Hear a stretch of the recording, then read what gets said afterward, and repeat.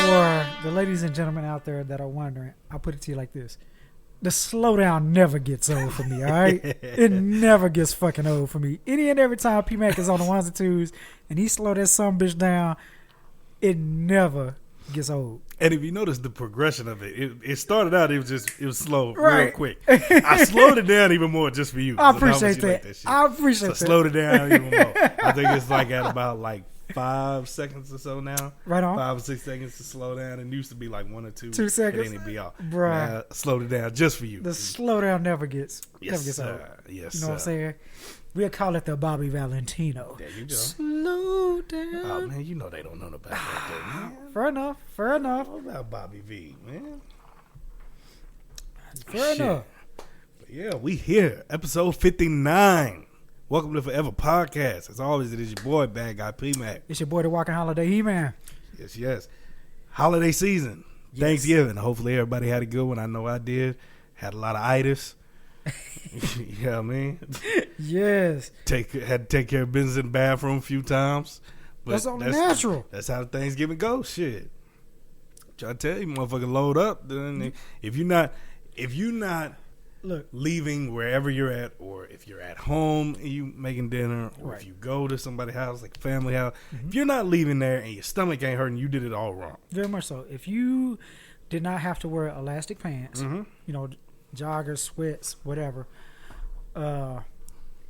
you done fucked up. Mm-hmm. You know, like you said, if you went to the restroom just so that you could come back and get that second plate of food, dessert, whatever, you need to question yourself. Mm-hmm. Are you doing it the right way? So, Yeah. no, I'm right there with you. Yeah. They fucking up. I do envy them people that they shit is like clockwork, like they eat and then they gotta shit like immediately. I do envy them because they be ready for that second round a lot quicker than you know us with normal bowel movement. Because I don't be having to just go right then. My shit, you know, gotta settle a little bit. Then I gotta go get light. Shit. He said, gotta go get Gotta light. go get light. Shit, that's what we used to say back in high school before a game. Shit, Right. you know, a couple hours before the game. You know, shit, all right, go get light real quick. Shit. Go ahead and let. That way you can Shit. move at full capacity. Mm-hmm. Got to. No You know, doubt, be no doubt. light on your feet, be light on your toes. Dude. You know, Real gotta talk. be, play defense. You gotta be able to move, dude. But Makes sense. you got that itis, you can't move that. No. If anything, Shit. you're gonna be at the lethargic. Mhm. You're not gonna be. Yeah. You, especially on Thanksgiving. Mhm. Man, I'm sitting up there. I got my hippo on. Shit, watching TV. Mhm. My cousin talking to me about something. Hell, next thing I know, TV watching me. My eyelids looking at her. Mhm. You tired? My bad. Shit, That's what I ate. happens. You know what I'm saying? I ate, and when it hits, it hits. So Yeah. you ain't got no choice. That's what happens. Shit. Man, shit. Like I said, nephew cooked mac and cheese this year. Right. Put his foot all up in that shit. Well, put his foot all up in the mac and cheese. All dude. the way through. I was proud. Dude. Proud. There's Mac and cheese is a big responsibility. for y'all that are out there right now. Me and P-Mac do not have kiddos, but we are professional uncles.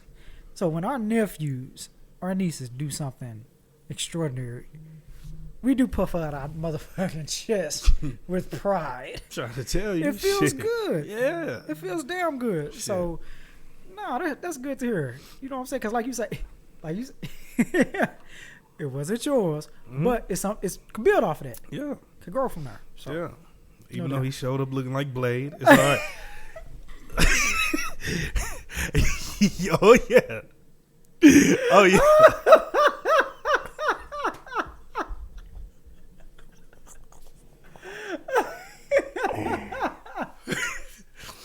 Yes. Oh shit! Now, let me clarify that statement. Please. My nephew, he has that same quality, that same trait that we got. Got you. Look good, feel good. No doubt. You just You put a little bit of money into it. Yeah. You want to look good. You That's go the buy name some of it. shit. Right. He has that same quality. Right on. It was a little hot yesterday. Today's a little cooler. Right, It's a little right. cooler today. Yesterday it was kind of hot outside. Got you.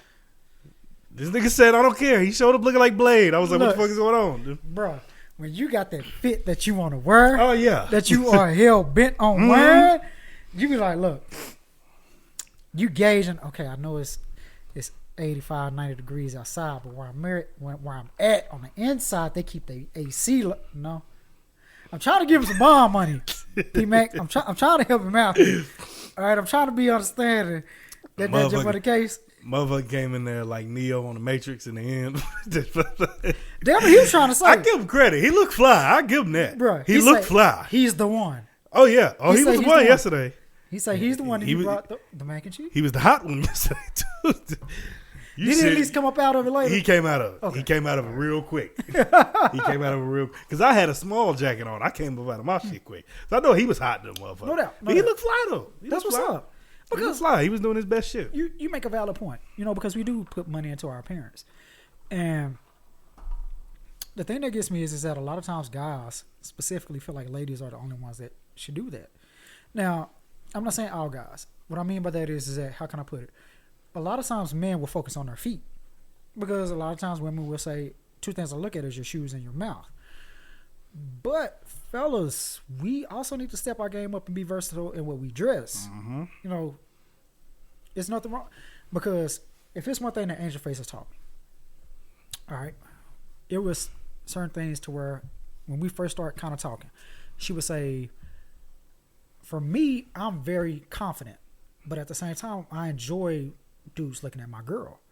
Because I'm like, yeah, at the end of the day, I know she coming home with me. I know she mine. She ain't finna stray. She already let that be known. Home is where the heart is. So it's cool if you wear something that shows off your figure and is very eye-catching. I love that shit. Right. I love it. And that's how I feel and initially felt. But at the same time, she's like, babe, I can't do that all the way. And matter of fact, we had this conversation when I was headed here. When I was headed to the podcast a while back. And she was like, I'm a reflection of you. If I'm out there dressed too open, too sexual, that'll make any guy feel comfortable coming to holler at me. And I was like, yeah, but I know you coming home with me. But she's like, but the case in point is that I don't feel comfortable with that. So after chewing on that, I was like, okay, well, that makes sense. So when me and her talked about it, and she said that I'm a reflection of you, I take that to heart as well. Be like, I'm a reflection of her. Can't be going around looking like no fucking bum. Can't be going around looking like a third world country on 2 feet. Like who did it and what for? And why. Shit. So granted, I already care about appearance, smell good, which it's a topic, a part of this that I want to get into later as well. But you're right, fellas, we have to start investing more into what we look like, because you can best believe if you're in a serious and committed relationship and your girl stepping out, because let's be honest, women have certain outfits to where they can step out to the nines, to where when they step out, it's going to be eye-catching. Can you match that energy? Can you match the fact that, damn, when she walked down the stairs, when she is out and about, you're like, damn, babe, you look good. Can you keep up with her? Can you honestly say that, are you wearing, do y'all color coordinate? I'm not saying wearing the same outfits, but if she's wearing purple, what you got that's going to match that? Do you got you some gold? Is your lineup of fits versatile enough to where they say, damn, they look good, as opposed to, but damn, she look good. I don't know what the fuck this nigga got on. I've seen that shit before. Waste. I did not know that term until I started fucking with you and Mook. Until I started fucking with y'all. Shit's the truth, man. It is. And the sad thing about it is, right? The sad thing about it is, ever since you and y'all introduced me to that term, a nigga be looking and be like, you see him even more than right. It hits. Mm-hmm. But no, P-Mac, you make a hell of a point. It matters. We do care about our appearance. And fellas, if you haven't gotten to that point, we highly encourage you that you start. It doesn't have to be something big. It doesn't have to be, not saying reinvent your wardrobe, but if you are with your lady, get her opinion on stuff. Because women have a different perspective and eye than us as men. Now, granted, some of us, how can I put this? I hate to say this. No, I don't, because it's the truth. Y'all not us. Y'all not me and P-Mac. We do have an eye for fashion, to the point to where we look good, we stand out, and we created our own individual style. Find your style. If you struggle with that, ask your old lady.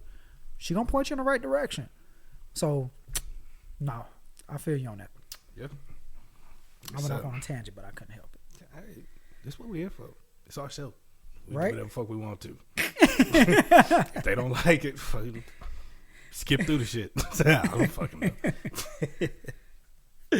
Shit. Yeah, buddy. But all in all, Thanksgiving was cool. Right Real on. good time. My mom was doing a fool. In a good way. I mean, it's COVID. You know, my parents are older. So she kind of spread us out a little bit more. Right? She had the temperature gun as we was walking She was in. not playing. Not at all. Dude. Not at all. Fucking had us in a single file line checking our temperature like at Putters that night. Dude. So, but I mean, all in all, it's understandable. Right. Me and Mook, you know how me and Mook is, but we was on opposite sides of the room, so we was having to like shout all our jokes across the room and shit.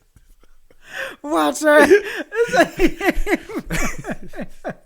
But that's what you call being responsible, though. You know, but still got your your rocks off, your laughs And off. then You know on what I'm top saying? of that, because me and Mook, we know movies for days. Right. So we're just fucking throwing random ass movie lines out of shit. Everybody else is like, what the fuck? Y'all just keep laughing at and shit. Right. But that's just what we are. We're fucking goofs when we're together. But that's the whole purpose of it. You know what I'm saying? Because when you're around family, that's the whole thing. Because like for us at the crib, it was just mainly 4 of us. You know, which we cool because me and my pops got a clear understanding where we all cook. We all the night before we all stayed up cooking. Another thing, guys, I'm gonna throw this out there for you. Talk. We need to learn how to alleviate some of the stress off of our women. There's nothing wrong with you in there cooking. Me and my pops, we throw down. We're not talking about fucking some Hot Pockets. Yes. Or pouring a bowl of cereal for your lady. We talking about fucking cooking. Google is amazing. YouTube is amazing. So, yes, for the most part, me and my pops created this Thanksgiving. He cooked certain things, and guess what? I baked certain things. And we fried certain turkey, things of that nature. We added our own things to this. We created enough food to serve a fucking army. Now, if somebody's like, hey, I can make this, do you want it? We'd be wrong to turn that shit down. But fellas, when it comes to Thanksgiving, now, granted, it is your lady's time to shine. If she wants to, if she gets her rocks off, like Angel Face, she enjoys cooking for a large crowd. Cool, no problem. But at the same time, it's nothing. You can't be sitting up there in your fucking pajamas, not doing nothing. If she's cooking, if she takes the effort to say, hey, babe, I'm going to cook Thanksgiving we're going to have Thanksgiving in our house. I want to do this. If she's cooking, you better be fucking washing dishes. If she's throwing stuff in the trash, you better empty it. If she asks you to run to the damn stove, you better Get your motherfucking ass up. Go. Shit. Go. If you're not, you have to contribute. You could be like, all right, this is what I specialize in. This is what I'm going to cook. Cool. But I feel like holidays are a team effort. It's not a woman's, you know what I'm saying? Now, I get there are some women that are like, you know what? This is my therapy. This is my thing. And that is what they want to do. If that's the case, be man enough to say, okay, babe, I'm going to let you work your magic. What can I do to help you? Does that mean get out of your way? Does that mean make phone calls? Does that mean, what do I have to, setting up the table, going to get this? Contribute. Chop up some onions, Bruh. tomatoes, whatever. Prep goes a long way because 9 times out of 10, that's one of the hardest parts or the most time consuming parts of a meal. Do something. Contribute. If your ass is sitting there not doing nothing, you got to do better, fellas. And also, fellas, to add on to that, do not take what we're saying as a reasoning to say, oh yeah, I help my woman cook around the holidays and shit. No, motherfucker. How many real holidays are there? Bruh. Thanksgiving, Christmas. What? In some households, New Year's Eve. Right. Cooking. But that's I would like to, that's the main That's one to where. really it. I mean, yeah. 4th of July is more our time to shine. Fire the grill up. Memorial Day, Juneteenth. Right. So, I mean, was that 6, maybe 7 days out the year? Give or take. Fellas, this is not us saying that you're only supposed to help around the fucking holidays. No, not at all. Get your ass up a couple times a week, 2-3 times a week. Right. Your lady works just as hard as you do, if not harder. That part. Have her a fucking home cooked meal when she come home from work sometimes. Yes. It goes a long Let way. her relax. Yes. Kick her feet up. Babe, Exactly. I got this. I'm cooking dinner tonight. Yep. You don't have to do nothing. At all. Watch what happens. You wonder why, fellas, a woman will, how can I put this? Rather give you a hard time. Have you gave them enough reason to give you a good time? Have you gave them enough reason to give you the benefit of the doubt? Because guess what? If she's walking in the house and let's be honest about the situation, P-Mate. We both love us our PlayStation 4 and our PlayStation 5. If she comes home every day, not saying there's nothing wrong with us playing it, she comes home on a regular basis. As soon as she comes home, she see you finna leave to go either shoot pool or sit your ass down on that couch and play the game. You ain't took out the trash, you ain't wash your ass, you ain't cooked nothing. But the first thing you could do is pick up a controller after she's been working a hard day. And she has to cook a meal. She has to make sure the trash is taken out. She has to make sure that if you have kids that they're fed. She has to pick them up. She has to change them. She has to make sure they got their shower, make sure they do their homework, make sure that they are taken care of. Fellas, that's unacceptable. I put it to you like this. I don't condone cheating, but I ain't gonna have no sympathy for you when she cheat on your ass. At all. And the sad thing about it is, the first thing that come out our mouth is, I don't know why.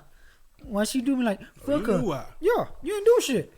You didn't do a motherfucking thing. You fucking knew why. So, fellas, please. Thanksgiving was yesterday. If you haven't done it already, find or create new ways to be thankful for that woman that's in your life. Mm-hmm. Do that. Do that because it is uber important. Now, your lady will tell you, sometimes they'll be like, it doesn't matter, it's not that important, I get it. Da-da-da. But if you care about her like you say you do, you be tentative to her needs even if she says not a big deal. Fellas, we got to do better. We can't take them for granted. I tell you, fellas, it will go a long way if you just go to your lady and be like, look, I don't give a fuck what you say. I'm doing this. I'm doing that. Yeah. You can sit there and be mad about it all you want to, but it's what's going to happen. So take charge. Own up I don't to care it. what the fuck you got to say. And guess what? I would rather Angel Face be mad at me about taking too much charge about something that is going to benefit her or give her the opportunity to rest than for her to be mad at me about being indecisive or not any type of action. Mm-hmm. So I'm like, P-Mac could not have said it better. She'll get over it. Mm-hmm. She'll get over it. She'll be upset in that time, but once she sees how much she doesn't have to stress, how much she has to worry. Because in times like this now, if she cares about you, fellas, if she cares about those that are going to be around you, the people that are involved, that are close to you, she's going to want things to be perfect, especially if it's the first Thanksgiving. And guess what? The crazy thing about it is,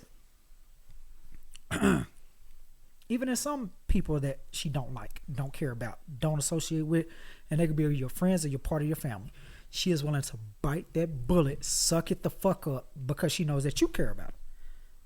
If your mama called her a bald-headed hoe one day, and she got upset about that, she gonna speak her piece. She gonna be pissed off. She gonna let your mom know. She gonna let you know. But if you be like, babe, I know y'all had a tough run around, but I want them over for Thanksgiving, I'm not gonna do it, is what she may initially say. But she will swallow her pride, her anger, her frustration to make you happy. The least we can do is to make it easier on her. So, fellas, step your game up. Talk about it. Step your game up. Fucking talk about it. Ladies, we salute you. Very much so. Very much so. And real niggas, we salute you too. Yep, you're a dying breed. Real niggas, not you tender dicks. Because they Y'all are the there. ones that need to listen to what the fuck we saying. Real niggas know. Yeah, we trying to help you. We are trying to help you. We're trying to put you in a position to be successful and get up out of your rut that you've been having all your life. Mm-hmm. So, no doubt. Yep. Speaking of Thanksgiving, I saw a tweet that was pretty funny. And ladies, I want to. It's two things. One goes with it's a meme. The other one goes with it's a video. The meme shows Eddie Murphy, Mike Epps, Wesley Snipes, and they all posted up. I think it was for the Dolomite movie. Yeah. But they all posted up with their arms crossed, cheesing. And at every Thanksgiving, especially at a Black Thanksgiving, if your uncles are there and you show up with your gal, they gonna sit up there and they gonna tell you, they gonna say, I see you, nephew. I see that. That's you, nephew. I see you. The video that I saw shows a girl. She's getting prepped. She's getting ready. She's like, yeah, hey, happy Thanksgiving. Hey. She's in her room walking in herself. Yes, this is what I brought. Yes. This is what I got. Yes. Then you know how they do the gunshot. Another family member say, that's you, nephew, when you walk in there.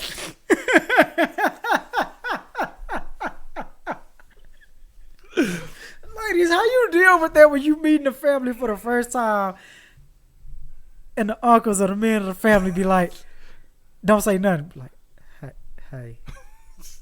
Nice to yeah, good. Way to go, nephew. You know, yay. You'll know that you smashing it when you killing it. When they say, when you walk in together in a family, specifically the uncles, nephew, let me holler at you real quick. Come on. Let me holler at you. We sit there like Jerome on Snowfall. It's like, sup, nephew?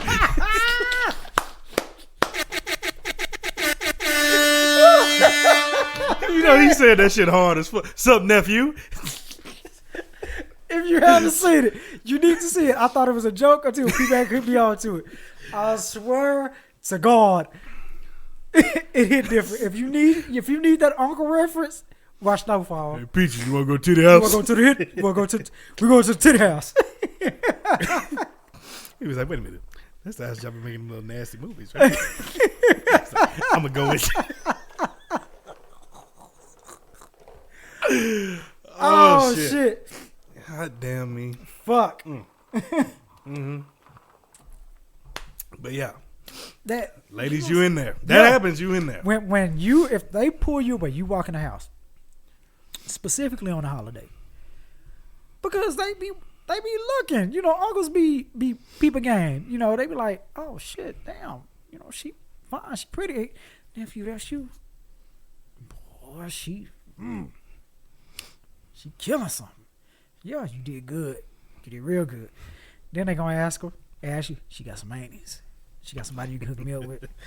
So on and so forth. If you don't get that sign of approval from the uncles, you need to reevaluate some things. Say that lightheartedly, but at the same time, just know. Yeah. They're gonna be peeping game. They're gonna be checking it out.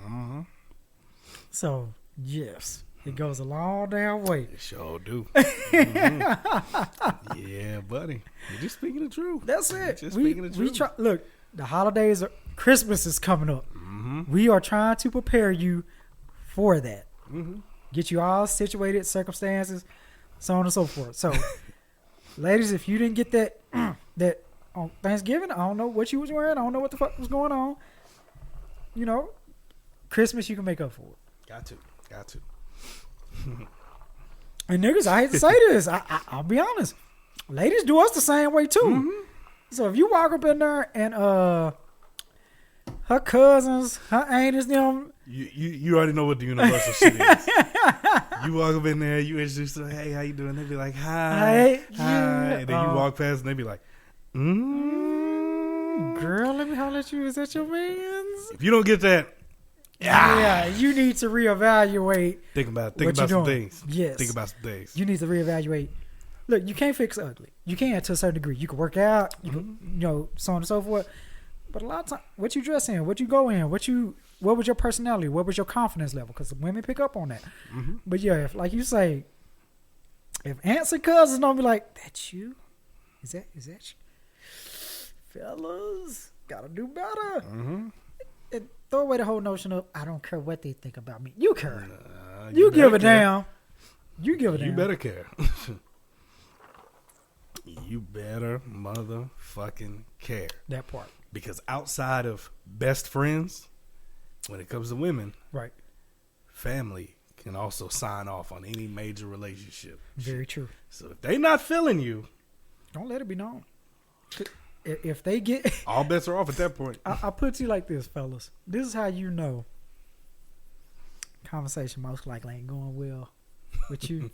When you done walked up in that some bitch and they be like, Keisha, come help me serve some food in the kitchen with Big Mama, the aunts in the kitchen.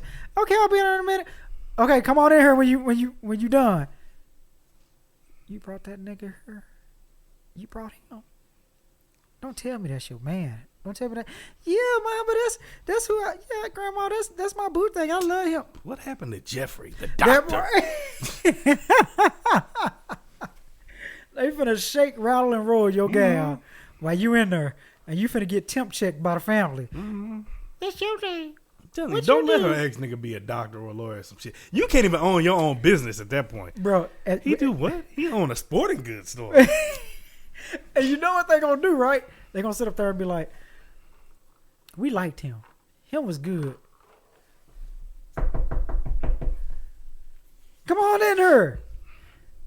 Hey, Jeffrey, what's going on, fam?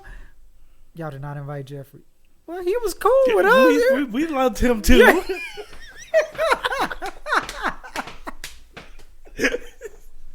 So your motherfucking ass looking like Space Ghost at the damn table. Then they be slick and they sit him on the other side of her. Bruh. So now y'all both sitting on both sides. Bruh. Just like that. Just like that. That is, they'll put you in a situation, fellas. Please, look. then don't let it get in that situation where your girl be trying to kind of build you up a little bit. She be like, babe, tell him about that thing you did. You be like, well, I did. They be like, well, Jeffrey, how's your practice going? Exactly. Well, shit, I was talking, but all right. Yeah, just swipe your little ass up underneath the rug. Just like that. Mm-hmm. So, fellas, man, as much as it is difficult, it is also your time to shine. You know, your lady can't be doing all the heavy lifting with her family, just like you can't do all the heavy lifting in yours. So that is where that mutuality comes into play. Give them something to brag on you about. Look, we totally get it. We totally understand the point to where you feel like I don't have anything to prove. She loves me. That is fine. Get that. And when you got your real one, specifically with women, and you be doing right, or you be at least attempting to do right, they will forsake everything for you.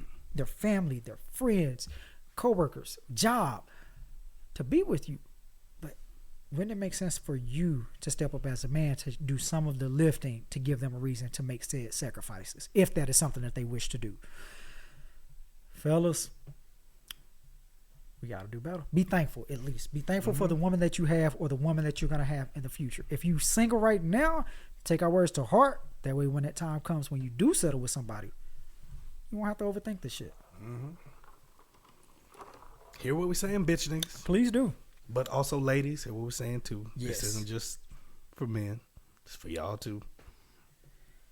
That mean to cut you off. You was getting into your song of the week. Oh, no, you good. I love this shit. I love it when we get off on these tangents like this. Shit.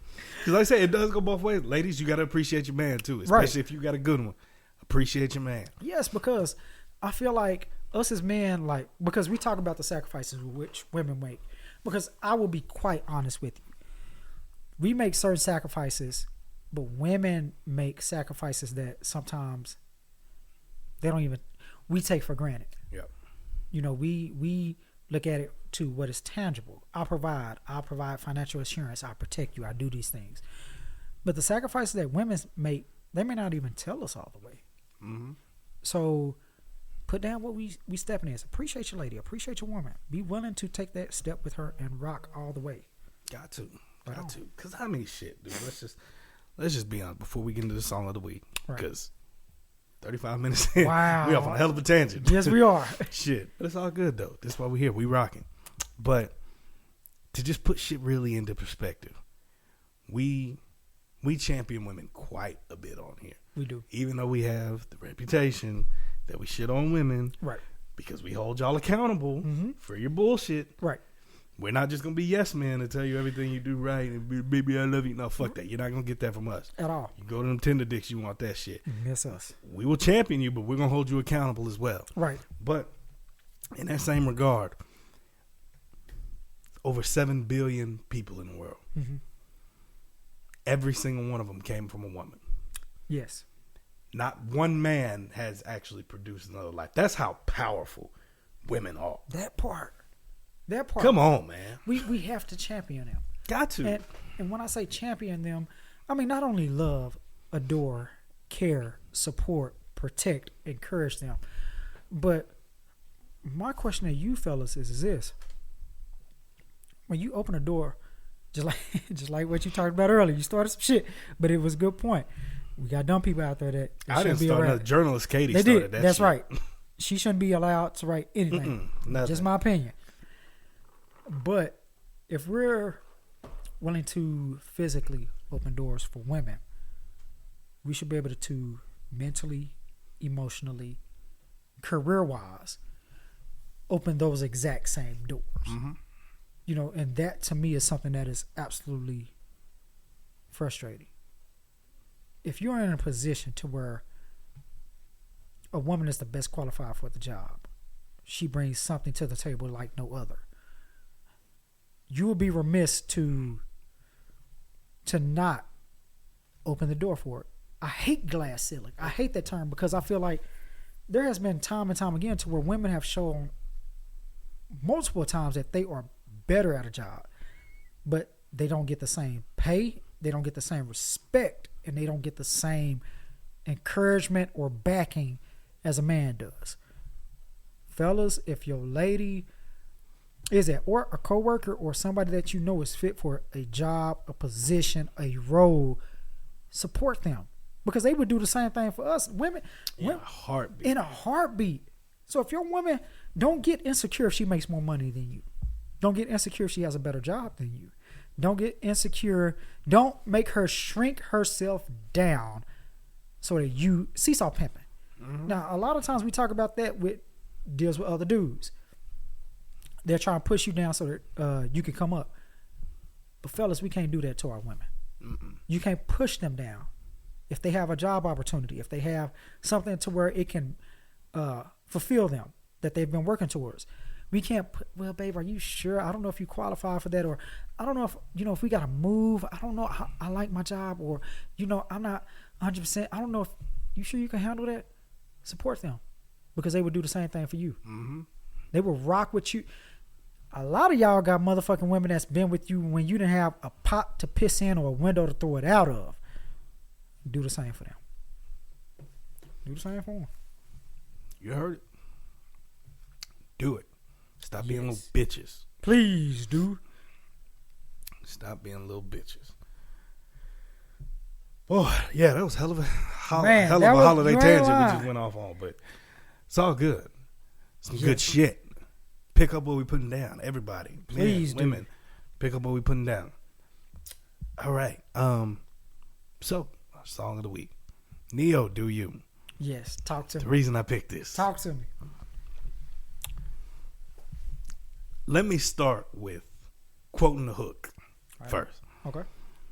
He said, I just wonder, do you ever think of me? Mm-hmm. Do you? Right? Right. This being the holiday season, I have a question for everybody out there. Right on. Everybody listening, everybody watching this on YouTube. I have a question. We're about to be knee deep. We are knee deep in the holiday season now. True story.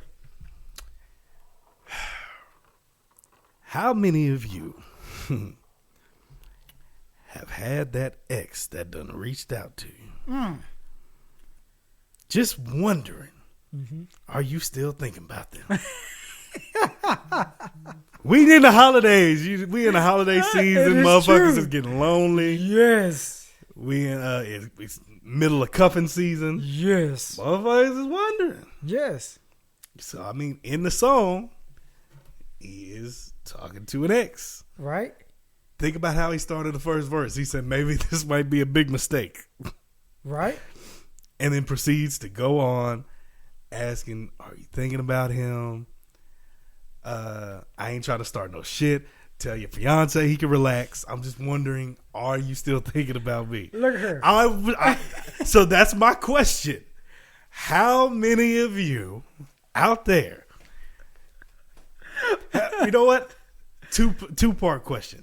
How many of you out there have had that ex reach out to you, trying to wiggle their way back in? Right. That's the first part of the question. The second part of this question is, how many of you have called your ex trying to wiggle back in there? Because I know some of you done this shit. No, I can feel you. Your spirit is heavy. You're lonely. Yes. You're not getting no matches on Tinder at all. Nothing is Bumble, POF, OK Cupid. None of the shit. Right. You ain't getting nothing. So I know some of y'all is reaching out to your exes, wondering, are they still thinking about you? If you can wiggle your way in there. Holidays, you're lonely. You ain't got nobody to cuff with.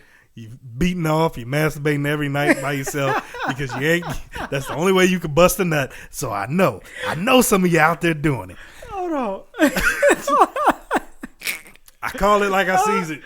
And you I call it like I sees it. You always have and you always will. I call a spade a spade. I can feel their spirit is heavy. First of all, we're going to go back to the song real quick. Because it didn't say, I ain't trying to start no shit. You start shit when you throw that out there. I ain't trying to start no shit, but do you... Yes, you try to start some shit. Second of all, they hide behind that, like you say, that outreach. Do you still think of me? They hide behind that. Hey, I hope you and the family doing good. Happy Thanksgiving. Yeah. How was your Thanksgiving? Everything good? Family still good? Yeah. They're just trying to wiggle that door. That's it. So get that in there. That is it. It is a real life thing. It is a real life habit. And like you say, how many of y'all out there have done that? And not only have you done it, but how many of y'all have even questioned it while you're in a relationship? Because some of y'all are lonely, even though you have somebody right beside you. You're laughing. You're discussing. You're mingling, you're talking, but it's superficial. Some of you may not even love the person that you're next to. They haven't been catering to your needs. You feel neglected. You feel as if this person does not see you for who you are and what you stand for. So what do? You reach out. That's what the fuck I'm wondering. Exactly. Does that urge kick in? Does that urge kick in just to say, hey, happy Thanksgiving? Especially when you know the nigga or the female that you with does not even compare to the one that was before you. Not only that, not only do they not compare, but you know the person that you reached out to is still single. That they are still without anybody. Or on the flip side of that, the significant other that you with doesn't quite compare to your ex. And your ex reaches out to you. Ooh. What do you do then? Ooh. Are you engaging in conversation? Ooh. A little bit of flirtation? Just a tad. A little bit of giving in to a little temptation? And see, when it happens, that's when that rationale kicks in. That's when we didn't say nothing. We didn't talk about much. They just said happy Thanksgiving, and I just, you too. How's the fam doing? This is another thing I want to ask. Okay. If you have a significant other, your ex is single, they reach out to you, tell you, happy Thanksgiving. You and the fam still doing all right? Do you tell your significant other about this conversation? I would think that you would. What are they?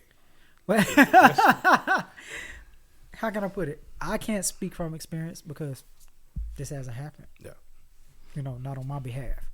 But I'm a firm believer in snitching. I'm going to tell it. Because for me, I feel as if I don't want my significant other to be blindsided. I don't want them to feel as if, because people are petty. People would use that, what did he tell you or did she tell you about what was going on Thanksgiving? No, they didn't. People will reach out and make that a habit to try and force a separation between what you got going on. It reminds me of a meme that I seen a while back, and it was during the holidays. Ironically, an ex reached out to a dude. Do you remember that last time that we did this on? And clarification, not only was it an ex, but it was one of his. If I'm not mistaken, it was a friend of his current girlfriend. All right, so granted, he may have seen wrong by hooking up with a friend, but at the same time, oh girl, if I'm not mistaken, if I got the story straight, she cheated on him. So she was like, okay, well, I've been knowing her for a while. We were friends. They had a connection. It wasn't just like, I'm going to fuck your friend out of spite. So she's like, yeah, you remember that time on, Christmas when we did the do and da-da-da-da-da, this, that, and other. So what's up? What we going to do for this Christmas? That nigga added his girl to the chat. It was like, babe, so what are we going to do for Christmas? She want to know. She want to know what we doing for Christmas. Because I feel like I refuse. That maybe some things that, because everybody may not discuss everything with everybody. I'm not saying that is the case because like I say, if y'all out there don't know, I've been single for 15 years. So I value the relationship that I have. Now, like I always say, men can be dense, but at the same time, I feel like it's important that if an ex reached out to me and was like, hey, how you doing? Now, granted, my last serious relationship was about 15 years ago. Hey, I'm just reaching out. Happy Thanksgiving. How you doing? Y'all would be like, no, I can't. I would tell her about it because I know Angel Face. Angel Face is very, let me see your phone. Let me write a response. I would show her, but I also show her what I'm responding to. I'll let it be known. Or to be quite honest, I probably wouldn't even respond. I feel like giving a response is opening up that door. Yeah. It's opening up that gateway for, we could communicate, so on and so forth. By not responding or not even acknowledging it, that person will get the gist of, all right, I get it. And go from there. So to be honest, if it's me, I probably won't respond. I'll let them know, but I won't respond. And here's why I posed the question, are they telling their significant other? Right. Here's why. If they don't tell their significant other, and let's say they do respond, right, at that point, they need to re-examine the relationship that they are in. Mm-hmm. Because if it's like your situation, you shouldn't feel the need to hide something like that. Because as of right now, it really is just innocent. Right. Even if they are trying to wiggle their way in, there isn't any, maybe we should get together and do something. There's not it's, hey, happy Thanksgiving. Right. How you and the family do it? Because it could just be innocent. Right. Not saying that all situations are motherfuckers just trying to wiggle in there, but I know a lot of them are because I know how similar y'all motherfuckers is. Right. But you would need to re-examine the relationship that you were in. If you feel the need that you can't tell your significant other about that part, and it's something innocent like that, right, there isn't anything extra or anything implied. They're not trying to hang out or anything. Right. They literally just, hey, happy Thanksgiving. Hope you and the fam doing good. Boom, boom, boom. That's it. If you can't tell your significant other about that, you need to re-examine the situation that you are in. You have to. Because if it's one, you can't hide. Because women are better than the FBI. They're going to find out. They're going to know. And because Angel Face, no, I don't keep shit locked on my phone. If she ever feel the need that where she needs to see or examine anything, she has free reign to do that. But like you say, if you feel like you got to hide it, that you have to keep it close to the vest, if you have to even delete the message that was sent to you and open up that doorway of, they responded, delete, I respond, delete, go that back and forth. Are you truly committed to what you are to your current relationship? Like you say, that's an absolutely fair question. Yeah. Because then if you do that, you have no say-so at that point in how your significant other reacts if they were to find out. Right. Because let's say they find out and they're like, well, shit, what the fuck going on that you couldn't tell me about that? Right. Why are you acting so jealous? You can't tell me how to fucking react. You didn't tell me about the shit. Exactly. So now I got to wonder, is something going on to where you couldn't tell me this shit? You can't control how somebody reacts. You can't control how somebody reacts, period, in any situation. But you damn sure can't in that situation. At all. You have no leg to stand on. You have no bullets to fire. Because the number one thing that is a relationship is built off of is trust. Mm-hmm. If you put yourself in that predicament, and because a lot of times some guys may be scared. I'm not validating it, but they feel like I don't want to make her mad. I don't want to get her upset. I know I'm not doing anything wrong, but I don't want her to even think that I'm doing something wrong. Have enough trust in your relationship. Have enough trust in your woman. If she's going to be upset, it's rather for her to be upset, but know that you're telling the truth and be respectful. She may even come out and say, well, what made her feel comfortable or him feel comfortable enough to even send you that message? If you know you haven't done anything wrong or have anything to hide, that should be a simple answer for you. I ain't done shit. For the simple fact of the matter is, it's the holidays.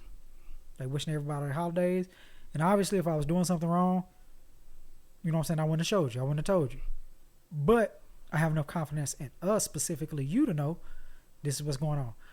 Now, they may try and take your phone and be like, well, I'm finna tell this bitch, I'm finna tell this nigga, da-da-da-da. Go ahead. Have at it. Point blank, period. But if you make a damn good point, P-Mac, damn good point. Yeah. Have to reevaluate it. If you feel like you gotta hide it, have to reevaluate it. Yeah, buddy. And so on the flip side of that, Okay. you motherfuckers that's reaching out to your exes that are in a relationship, we need answers. Right now. What compels you to, if you have an ulterior motive, if it's somebody that you had a serious relationship with at one point, it's a scenario where you're always going to care about them, Right. but it's nothing more than that, and you're just reaching out, hey, hope you have a happy Thanksgiving, hope you and the family doing good, wham, bam, thank you, ma'am, boom, and that's it? Right. Fine. But if you're one of them that's reaching out, trying to wiggle your way back in to kind of gauge where they at, that's why I played this song. No doubt. I want to know what your thought process is in that. You see your ex, they're happy in a relationship, and you trying to gauge it to see if you can wiggle your way back in. I want to know what your thought process is in that. Okay. So, I'll be honest with you, previous life, I used to always poke the button. I used to always see, I'm trying to see how far I could take it. I'm trying to see how far this person is going to let me go. And I'll be the first one to tell you, if there's even a inch of daylight, a centimeter, that's all it takes. And when I say a centimeter, I'm referring to a response back. That was the motherfucker. I don't mean to cut you off. That's No, the you're fine. motherfucker that said he slipped in some ice and got shot. No, the way That you were was telling me him. about Italy, straightforward with it. That was him. He looked like somebody that. It's snow out It there, was though, snowing. people. Yeah. He said he slipped in some ice and got shot. You know what I'm saying? When it's snow, bullets fly everywhere. Damn. I didn't mean to cut you off, but I seen the dude. I was like, yeah, I'll never forget that episode because of that. He Yeah, looked that like was the most motherfucker. gangster shit I ever seen. in my life. He threw that shit out That was there. some gangster shit, man. They say he slipped on somebody else, got shot. Shit happens. Yeah. Damn, that's fucked up. Yeah, that was some cold shit. That is jacked the hell up.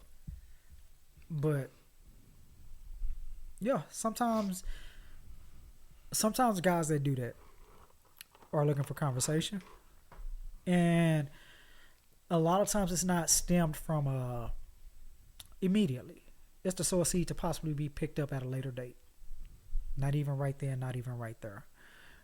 They're basically looking at, oh, I got a response. Cool. Then small talk may try to ensue. Hey, happy Thanksgiving. Just thought I want to wish you and yours a great day. Oh, thank you. That's what's up. Take care. You have a good one. All right, bet. And what that symbolizes is that there's no hard feelings. Now, like I say, my true ex hasn't 15 years ago. But even with somebody that you're talking to, it's that text is mainly just a temperature gauge. Yeah. That's it. If you get a YouTube, you kind of know that, all right, well, that shit, they not interested. But if you get a sentence or something more, then that person typically tries to go for a little bit more and goes from there and see how it goes. Also, what y'all cook? Oh, well, you know, my mom ate this. Oh, damn, that sounds good. Shit, can I get a plate? So on and so forth. And go from there. Yeah. I'm That's right it. there with you. That's Because it. I've been there before. Right. And that I especially feel like it's going to happen at some point if it's somebody you had feelings for. Right. If y'all were just talking, maybe y'all dated a little bit. I don't know about that situation. Right. But feelings involved, I think it'll happen at some point. Because I know what I mean. It was, part of it was habit. Right. You know, like her birthday comes up or holiday comes up. And then part of it is, I've said this so many times. When I get into a relationship, it takes a lot for me to get there. No doubt. So it's going to take a lot for me to get out of relationship mode. Right. Too. Even if we've broken up. So I know in my situation, back then when her birthday's coming up, it's one of them dates I won't forget. Ever. Sitting there hitting up, hey, happy birthday. Hope you have a good one. Right. It's kind of habit. No doubt. Temperature gauge. That's it. You never know, But yeah, because guess what? 9 times out of 10, because like I say, we cut from a different cloth. So a lot of times we pay attention to the smallest of details. Smallest of details. Whether it's gauging what they're thinking about in a text message. What do they say that they wanted fleetingly while you guys are out and about? What are their favorite foods? How do they like it cooked? Where do they want to go? Offhand. Oh, that looks nice. I wouldn't mind checking it out. We pay attention to every detail to the person that we're with. Their favorite colors, their favorite foods, where they want to be, what they want to be around. So like you say, when you're trying to feel that temperature gauge, a lot of times the guy that they're with at that moment don't pay attention to said things. They give the traditional things. Like, say for instance, with Mid Angel Face. No, she loves carnations. Pink ones. Specifically. But, say for instance, hypothetically, if somebody was to come up and try to, they give it what? Roses. That's what everybody gives. No. So, like you say, a person will sit out there and try and gauge, okay, let's see how it goes. Let's see where they're at. Let's see how far I can push this fucking envelope. Because at the end of the day, a person wants to be seen. Yep. They want to know that they are appreciated. And if the dude that you with or the female that you with don't do said things, it's not looking good. It leaves that wiggle room for somebody else, that ex, a friend, a fuck buddy to come in. Mm-hmm. Yeah, buddy. Boy, y'all should be thankful for us. Really should. I'm gonna start putting our cash apps down there. They should pay us for this. I'm trying to tell you, man. Because it's getting to the point now. It's like what the Joker said: if you're good at something, never do it for free. It's getting close to that point. God damn me, shit. I'm trying to tell you, take this shit to Patreon or something. Yes, get paid. Shit. I'm trying to tell you, we giving y'all just good shit for free. Yes, y'all owe us a lot. Shit. Man, but yeah, buddy, yeah, that was one of the main reasons why I was listening to that record and I was just like, that slap. Oh, I know some of y'all is lonely during these holidays, lonely during cuffing season. Yes. So you go back to what you know, exactly, to that ex. See if you can wiggle your way back in there. What they call it, tried and true. Mm-hmm. But then, see that because that opens up a whole other avenue. How did that person become an ex to begin with? Mm-hmm. What happened? Because if you're reaching out to them with that temperature gauge, but you were the one that fucked up. Ooh, if they dumped you, then it makes even more sense. Exactly. Why you're reaching out. Exactly. But if you left them or you were the one that fucked up, you cheated. Shit. Look at her.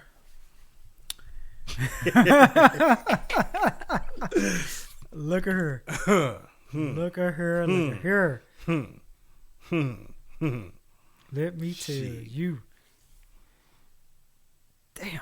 It's been a hell of a damn episode. I didn't do this stuff. This is not me. I'm fighting for my life. Bruh. Mm-hmm. Real talk. Yeah. Boy, we was talking our shit today. Oh, what? Don't even feel like we was recording for an hour. At all. We was talking our shit though. Y'all should thank us Mm-hmm. wholeheartedly. We take cash out, food stamps, Monopoly money, Liquor. That, Shit, well, if you give us liquor, we don't even care about none of the other shit. at all. Just show up, drop off a bottle, participate. There you go. Stop We being got you. scary. Please help. Mm-hmm. Like what that little girl wasabi, help. Bring your ass on her. Bring you some drink. Mm-hmm. Just get with the shits. Let's do it. Shit. It's almost amazing that we did this because I really didn't have anything else in my notes Bro. other than holidays. That's all I wrote. Was holidays. And Dave Chappelle. Just like that. What he did you see his shit he posted on Instagram? In regards to them taking his show off of Netflix. Yeah. And I support that. Yep. I support that. You know, he was like, don't boycott them, boycott me. Because he created a, can we admit that show was once in a lifetime? It was transcending how great that show was. I put that show up there with shows like SNL, Living Color, you know, things that a skit show to where every character segment is memorable. And not only is it memorable, but it's relatable. Mm-hmm. So Way ahead of his time. Because Yes. shit is relevant today. To this what he day. was doing, Back this show then. premiered, 17 years ago? Shit is Bro, relevant if- today. If I'm not mistaken, it's 2003, I I want have to to say. check. If it's been that long. But it's right in that range, I'm sure. Bro, if it has been that long, I know something. I know it's somewhere right in that range, but way ahead of his time because shit he was doing on that show is relevant Today. shit. So, and I think the thing I love the most about Dave Chappelle is Bro, the fact of his ability to I'm old as fuck. be a storyteller, Right. not just tell jokes, right. but he's telling a story. It happens to be funny, Right. but he's telling a story. No doubt. Not like, and we get in. We've gotten into this before. Is Kevin Hart funny? Yes, he's funny, but he's funny in a clown kind of way. Right. He's funny in the way that like Marlon Wayans is funny. Right. They're funny, but it's more clown type of shit. Right. He's Dave fun- Chappelle is on a whole nother level. Bro, who can make today's times difficult situations? You laugh, but it makes you think. You know, you go to one of his shows, you could tell, even on the stand-ups, to where you will get your money's worth from a comedian, but you're going to leave out of there thinking, wow, he makes a good point. It's jokes, but it goes with your journey. So, no, he transcends a lot of comedians. A Even whole just lot. the last shit that he's done with this, Right. and then that 848 special Yep. after George Floyd. That Bro, special. That right there, that shit right there. I mean, those are two specials that technically shouldn't have been funny, right. but they were. Exactly. But they were educational. Yes. At the same time, Because I watched Kevin Hart's new stand up. It was cool. okay. There was really only one part of it that made it that was like really good. Right. The rest of it, I felt like I heard it, like I And heard see- him do it before. And see, that's how I feel with him. Now, let me explain this. I can't knock that man hustle. I cannot. Kevin Hart is amazing. Absolutely. However, for me, I prefer a slice of diversity. You know, when I come into your stand-up, I understand every comic has a certain delivery. They have a certain way that they tell certain jokes, stories, so on and so forth. But like you say, it kind of feels routine. With him. Even his movies feels like he plays the same character over Exactly. and over again. And I can tell you right now, the Yeah. only person to me that's really gotten away with that, playing essentially what feels like the same character, Right. and it doesn't get old, was John Witherspoon. Correct. He's the only person. And the thing with John Witherspoon, how can I put this? With Kevin Hart, you can see him playing the same role, the same person, the same part in the movie. John Witherspoon could get away with that because you could connect him with a family member. You could say, oh, that's how Pops act. I know. That's how my grandpa act. That's how somebody I know close to me act. So, of course, when he acts in that capacity, you can say that's a family member. Yeah. Sure, you may have relatives that can somewhat be like Kevin Hart, but at the same time, is it consistent? Is it the same way? So that's just my take on it, and I could be wrong, and if so, I openly admit and I openly accept that. But Pops, when he played that Friday role, everybody can relate to that because they have a Pops that is similar to that is like that. And even with his roles feeling the same, he always still managed to add a new element to it. You know what I mean? Like something felt new. Even though it felt the same, like the same character, and it, Boomerang, right? House Party, Friday, even though they felt the same, right? He was able to at least add a new element to it, right? Each time, so it almost didn't feel the same. But yeah, it's even like when he played Pops in the Boondocks. Mm-hmm. You know, he's equivalent almost to who he played in Friday. But at the same time, you're like, fuck, that's Pops. You know, you can see that shit. So it adds up. Even on Martin, the Thanksgiving episode. Exactly. Damn, what was the name on there? I can't remember off the top of my head, but he had the eye patch. But yeah, remember Martin was when he got mad, Martin was she's like, oh, calm down.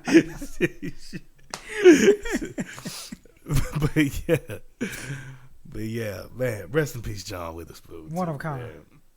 But One of a kind. Dave Chappelle is easily the greatest comedian of this generation.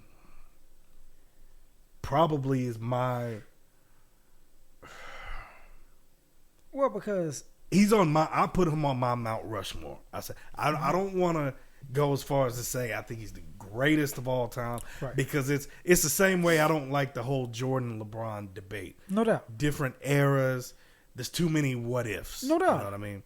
But he's definitely on my Mount Rushmore because I put him up there with Bernie Mac. Yes. Love fucking Bernie Mac. Right. Richard Pryor. You got Eddie Murphy. Yep.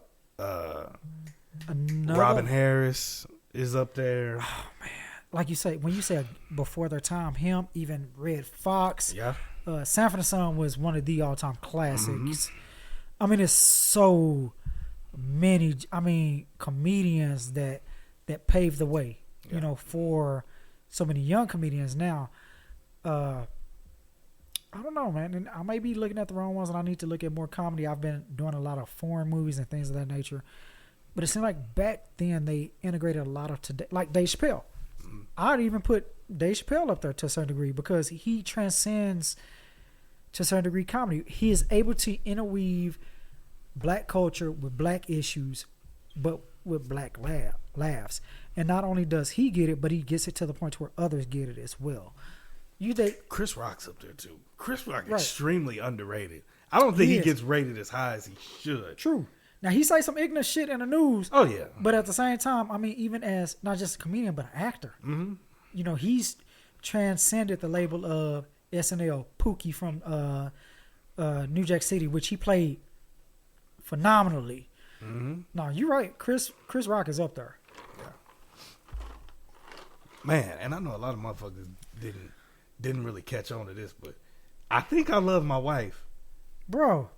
Outside of like the last 3 minutes when they broke out into the song, I wasn't really fucking with that. Right. But that's a classic fucking movie right there. Dude. Right. Like, I don't think motherfuckers realize how great that fucking movie is. Everything about that movie was flawless outside of the last couple of minutes of that movie. I just didn't like them breaking out into that fucking Rick James song. So you weren't cut for that, huh? I didn't really care for that. I could have done without that, but yeah, that movie was great, man. But yeah, Dave Chappelle, in my opinion, is easily the greatest comedian of this generation, hands down. I agree with that. Can't think of anybody else that's even close, right, to him. And now, somebody who had a damn good run with it is Cat Williams for home. Oh yeah, he had a damn run that was, man.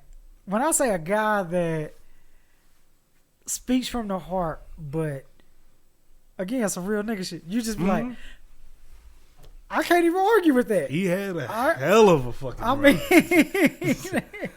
He was that dude. Had a hell of a run. Still that dude.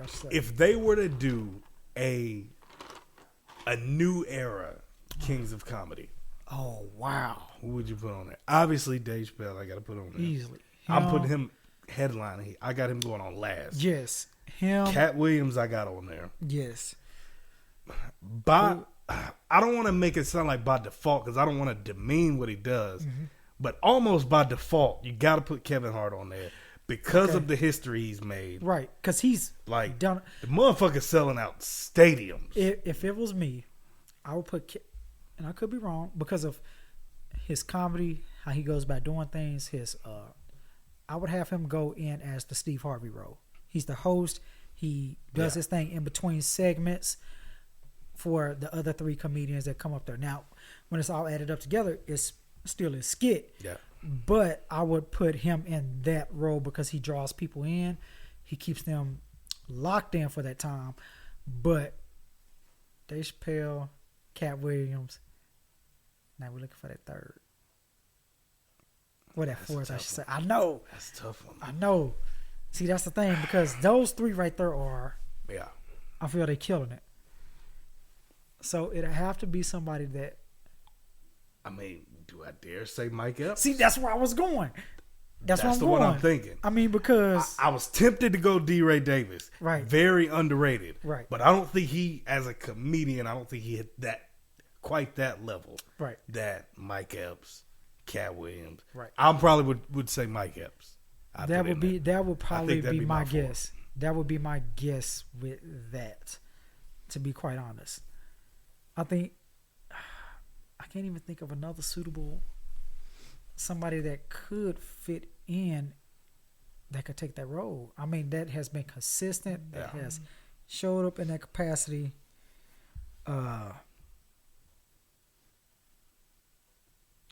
It would have to be Mike Epps. I can't think of anybody else. Me either. Not quite on that level. That has the chops. Yeah. That brings that gravitas. Sure, you have some young talent that's coming up, but I think for that role, that position, that to be with them giants, them titans in it can't be anybody but Mike Epps. Yeah. You know. Yeah, that would have. Now, if you did something like the Prince of Comedies, there's a whole outline of guys that you could put up. But no, for the Kings of Comedy, it has to be him. Has to be.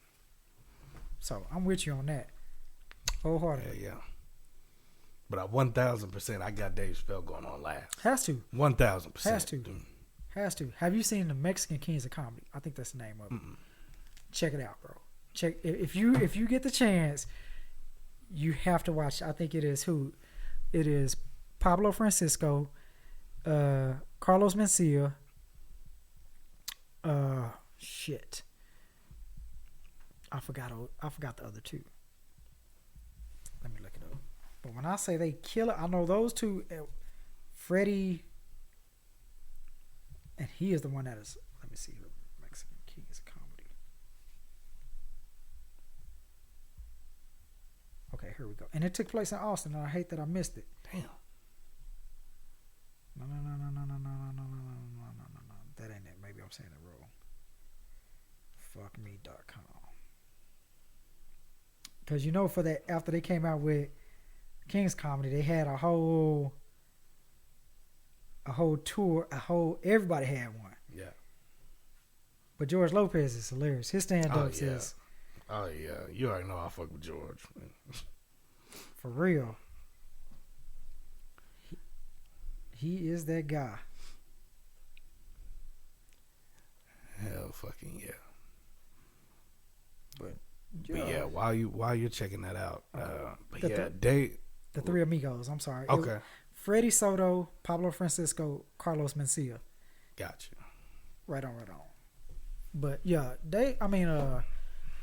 George Lopez is an amazing talent.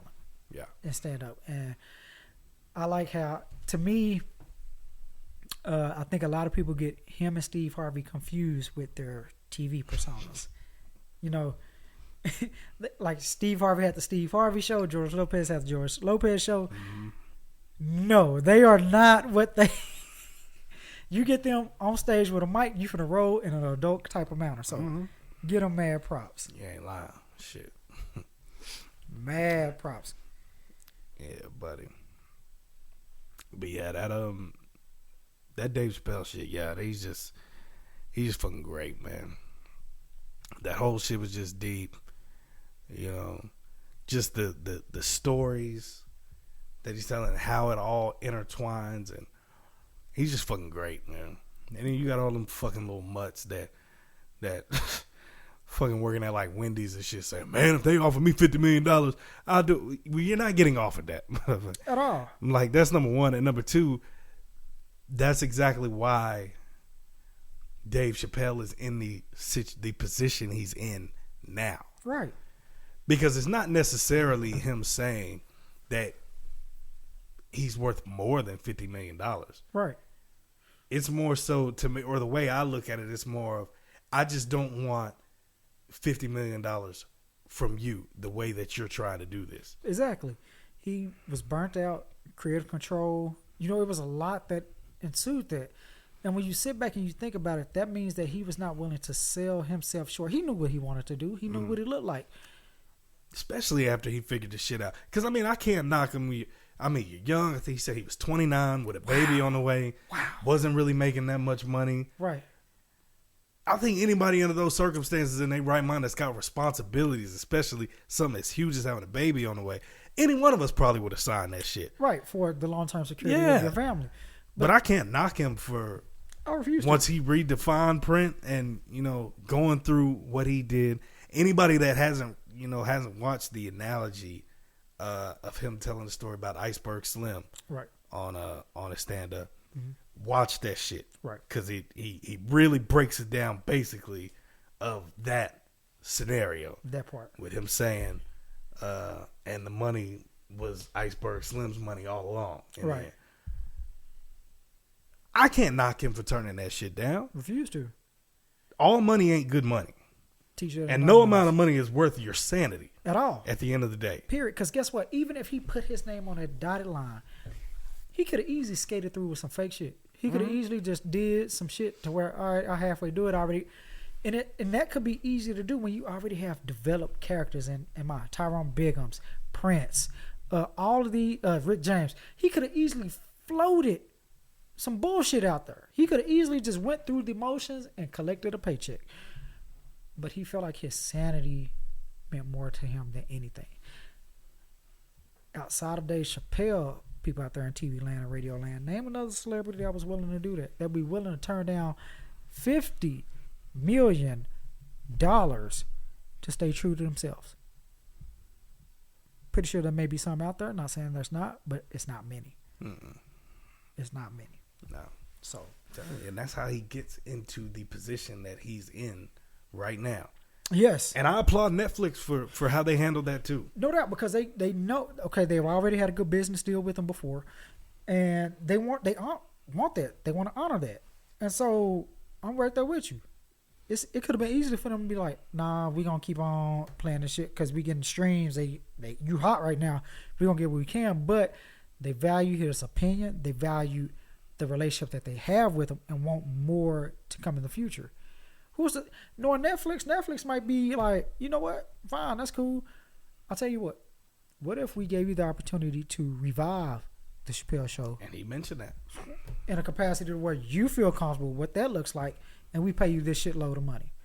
And he mentioned that. So, because anybody that hasn't watched what he posted on Instagram, watch that shit. Because he mentioned potentially doing it. Because he mentioned, don't boycott Comedy Central. Boycott me. That's what he said. Don't let them cause he went on there before they actually, launched the Chappelle Show. He said he pitched the show to HBO. Right.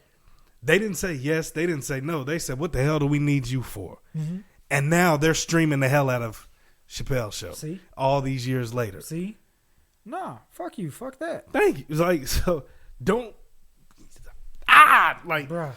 And then when he was talking about somebody that works at Comedy Central that may or may not have access to shit, like I I felt it not because I can relate, but I felt the way he talked about it. Right. It made me feel it.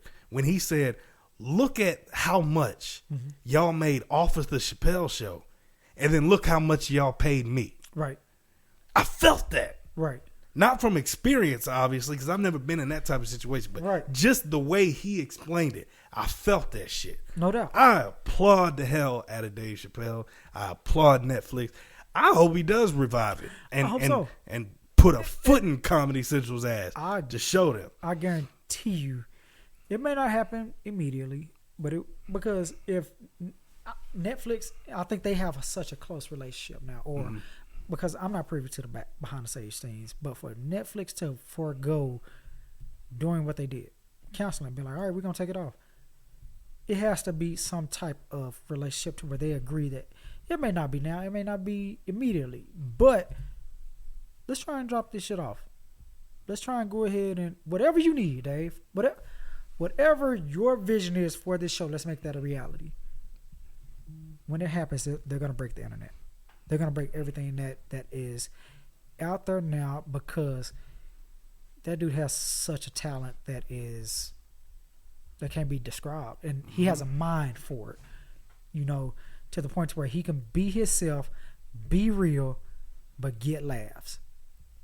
Like you say, number 4. He's coming on last. He's coming on last. No ifs, ands, buts about it. At all. No Kevin Hart probably going to be mad about the shit. Look. Take your little ass up in there and come host this motherfucking show. And like it. Say you was there. Say you was a part of it. Because you wouldn't even go on second to last. I got Cat Williams going on second to last. That part. Probably would have Mike Epps going first. Yeah. And then Kevin Hart just doing his little shit in between. Laughing, doing it. I'm right there with you. Yeah.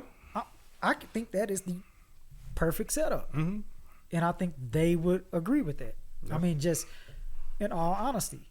So that lineup is killer. I would kill that. If they was take that on tour. Look, I would pay cash money going immediately. Shit, not only going, I'm sitting somewhere close. You ain't gotta be front row, but I'm sitting somewhere close in that motherfucker. Roast shit. I would be okay with. I've been roast before. That motherfucker on the boat called us hoodlums. Yeah.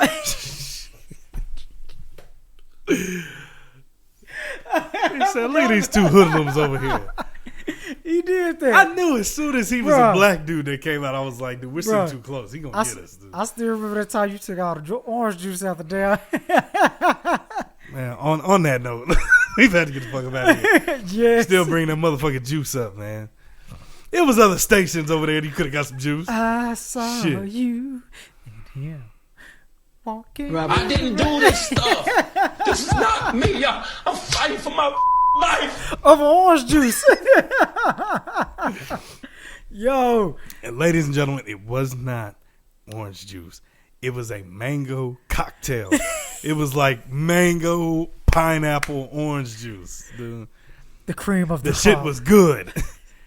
But for some odd reason, P-Mac found his way to get the last. There was more stations in there. Uh-huh.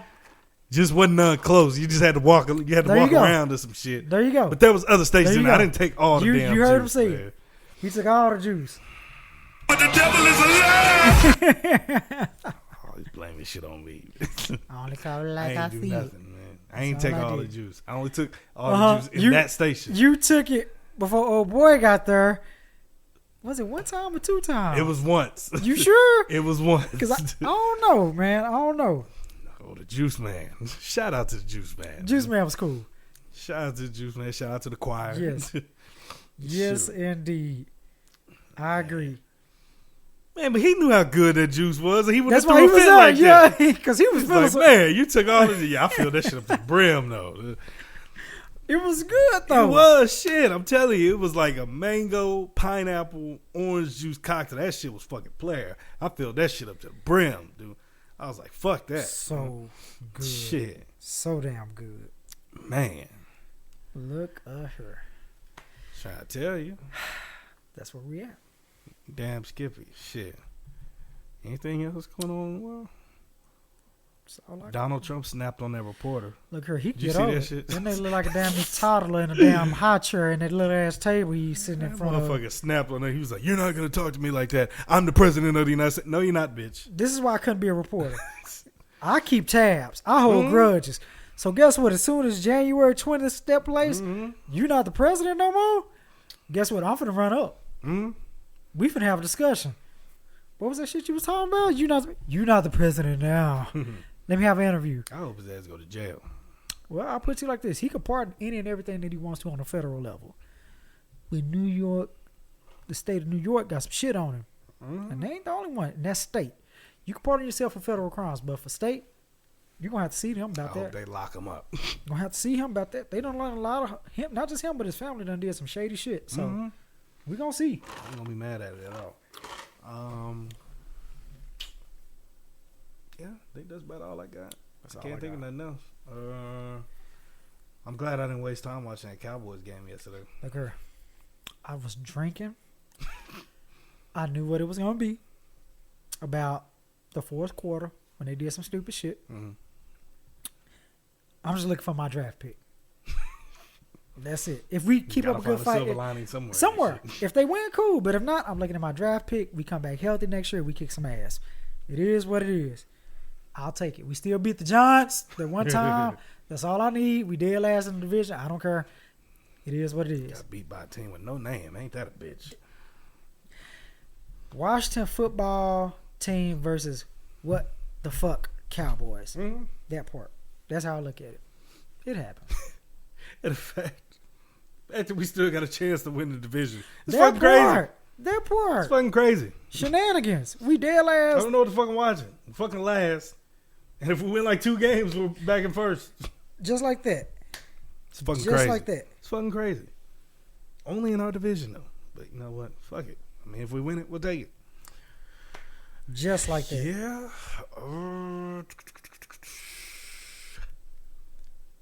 Mike Tyson gonna beat the dog shit out of Roy Jones Jr. I'm just gonna be honest. They sitting there trying to say 8 2-minute rounds. Them 12-ounce gloves ain't gonna help shit. No. Y'all sitting there saying that nobody can knock each other out. Fuck that. You think Mike Tyson going there to not knock his fucking head off his shoulders? Right? At all. Because that's what like he's going for. 4 rounds. I'm calling it. No more than 4. Because Mike Tyson is that dude. Regardless. But, man, I seen an interview that he did with Sugar Ray Leonard. If y'all out there and you get a chance, that was one of the most realist but heartfelt interviews that I've seen in a long time. Yeah. He talked about what it meant for him, how he studied the greats when they fought, but also what it means to him to be a fighter, not just in the past, but now, and the mindset that comes with that. If you get a chance, please check out that interview. It was very touching. It was very real. It was very authentic. Check it out if you get a chance, y'all. Most definitely. Yeah. Yeah, that's pretty much that. Canelo's fighting Callum Smith. Okay. On the 19th, I think. He a big dude, but he's kind of lanky. He's like 6'3", 160. Gotcha. Something like that. It's real lanky, but it's like 23, 24-0, something like that. All right. So I don't know. We'll see. Exactly. They're trying to set up Triple G Canelo 3 for sometime next year. Should have been 2. It's like we said before. I think Triple G won that first one. He definitely won the first one. Right. I'm not mad. I'm only mad at Canelo getting the majority decision in the second one because of the outcome of the first one. Correct. Honestly, I think the second fight was a draw. Right. But I'm not mad at Canelo getting the decision in that one. But he 1,000% lost the first fight. I don't know what fight they were seeing. Exactly. So if we get 3, I really don't know how it's going to do. I mean, Triple G's almost 40. So you ain't going to get the best version of him that you did. I don't really know. I know he still is going to have the power, but speed, much endurance. Like Triple G, Canelo got a hell of a chin too. So he proven that. He can stick with it. I don't really know. And Triple G, I think he fights the day before Canelo next month. He about to knock this fucking dude. That's just it's a mandatory challenge. I don't even know how to say that nigga name. Right. But he gonna learn today. That nigga he gonna get shit knocked out of him by Triple G. Shit. Real quick.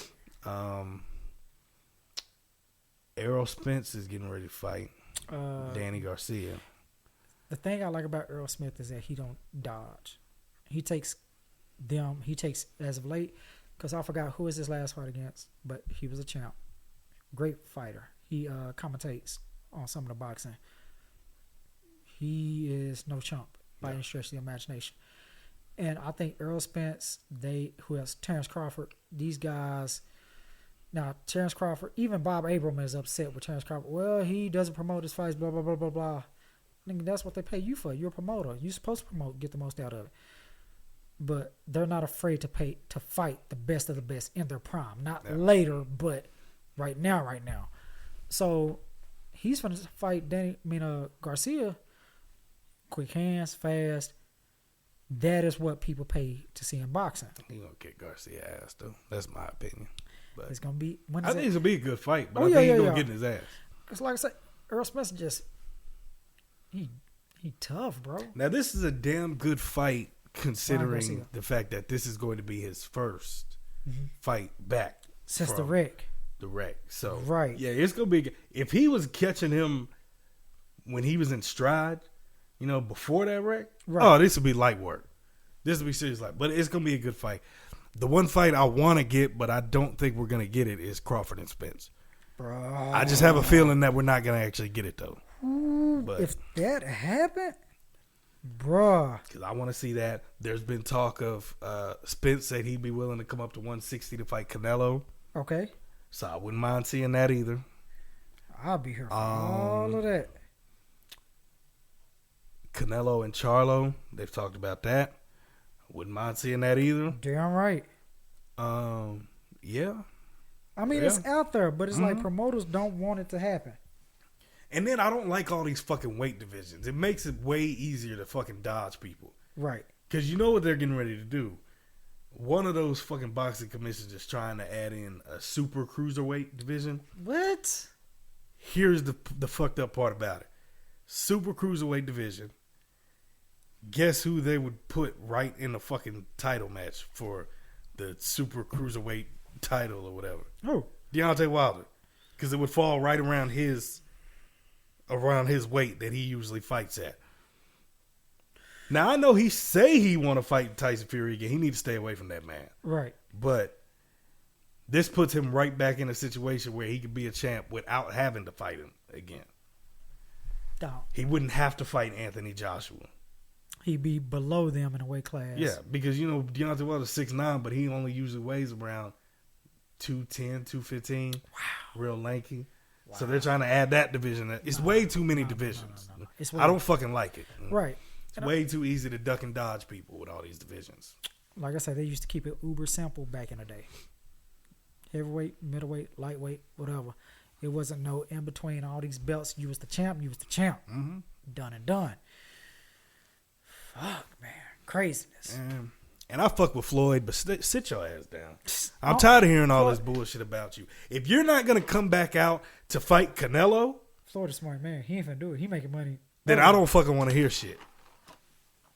From a business perspective, I get it. Right. Me, I'm just tired of hearing about this shit. No doubt. Because if we really want to be real, if you really about the money, think about how much money you're going to make with a Canelo rematch.